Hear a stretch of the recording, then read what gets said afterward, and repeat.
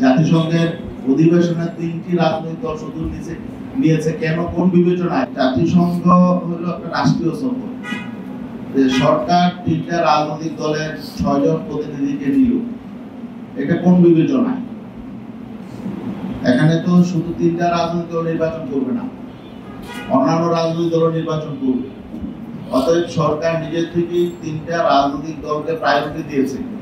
এটার বার্তা তো জনগণের মধ্যে প্রশাসনের সব জায়গায় চলে গেছে। আমরা এই বিষয়টাই উল্লেখ করেছি। সরকারের উচিত না এমন কোনো কাজ করা যে কোনো রাজনৈতিক দলকে সেখানে প্রায়োরিটি দেওয়া অথবা কোনো রাজনৈতিক দলের পক্ষে অবস্থান করা, এটা তো ঠিক না। এই জন্য আমরা বলেছি যে সরকারের নিরপেক্ষতা হয়েছে এবং তারা আসলে বৈষম্য করেছে। জাতিসংঘের অধিবেশনে 3টি রাজনৈতিক দল শুধু নিয়েছে কেন, কোন বিবেচনায়, এই ব্যাখ্যাও কিন্তু তারা দেয় নাই। তো এই জন্যই আমরা মনে করছি যে তারা এখানে পক্ষপাতহীন করেছে, বৈষম্য করেছে এবং নির্বাচনে এটার অবশ্যই একটা প্রভাব আমরা মনে করি করব।